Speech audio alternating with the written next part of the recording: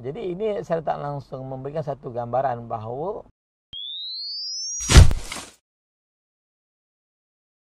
di mana-mana tempat dalam dunia bahawa penyakit jantung adalah satu penyakit yang paling banyak menyebabkan kematian di kalangan orang muda.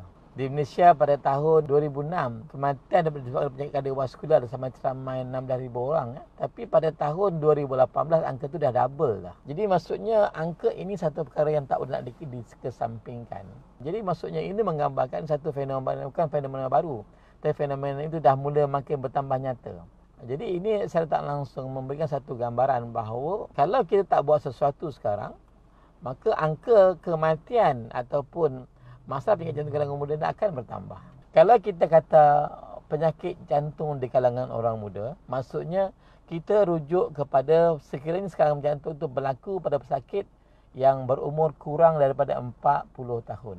Punca utama sebab dia datang secara tiba-tiba ialah masalah yang ada kaitan dengan coronary ataupun yang kita panggil serangan jantung ataupun saluran darah jantung yang sempit.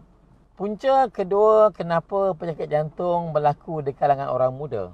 Ini ada kaitan dengan masalah yang kita panggil masalah injap. Jantung kita adalah satu anggota, satu seketul daging yang berongga. Lepas tu setiap rongga itu ada pintu supaya darah tu boleh bergerak masuk dan bergerak keluar. Dan pintu masuk, pintu keluar inilah kita panggil injap. Ada juga kalangan orang muda yang ada masalah injap jantung. Injap jantung tu bermasalah. Sama ada injap jantung tu sempit ataupun longgar. Kalau dia buka tapi tak habis, kita panggil masalah injap jantung sempit. Tapi kadang-kadang apa yang berlaku, kerana injap ni boleh rosak tu. Dan biasanya berlaku, masalah jantung ini berlaku disebabkan oleh jangkitan kuman yang berlaku pada injap kita. Dan biasanya jangkitan kuman tu berlaku pada usia muda. Benda perkara ini kita tak sedar, dia berlaku perlahan-lahan dan akhirnya bila lama kelamaan injap tu akan bermasalah.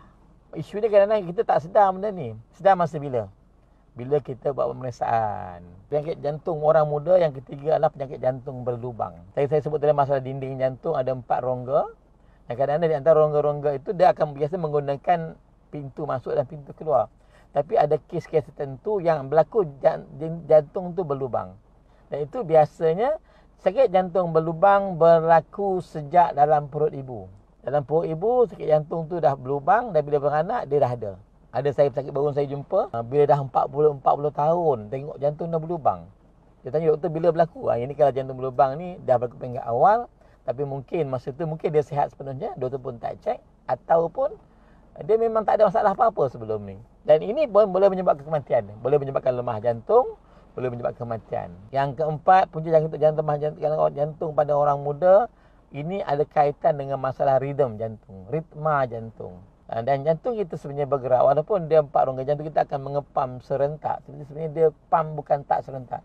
Di antara setiap rongga itu ada beberapa milisekund perbezaannya. Bagi tujuannya, Tuhan ciptakan perkara itu supaya darah itu akan bergerak sehala daripada rongga jantung belah atas kanan atas turun kepada rongga jantung belah kanan bawah, masuk ke paru-paru, lepas tu masuk pula untuk terima oksigen. Darah bawa oksigen daripada paru-paru akan masuk ke jantung di rongga jantung belah kiri atas, pam turun kepada rongga jantung belah kiri bawah, lepas tu dipam keluar. Jadi darah itu akan jalan sehala.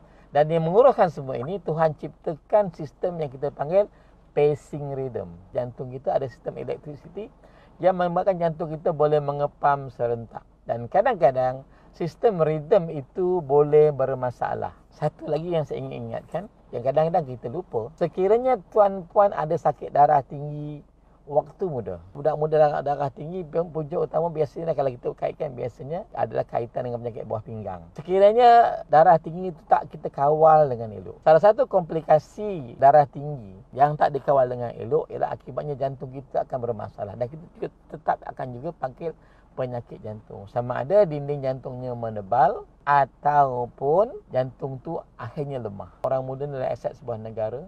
Apa jadi isu pada kita? Isu profesion, kerjaya kita terganggu. Kalau ada family, lagi bersama. Lepas tu dari segi prospek, lagi masalah keuangan. Kita kalau boleh kita tak mau, kalau boleh kita nak elakkan supaya jangan jadi.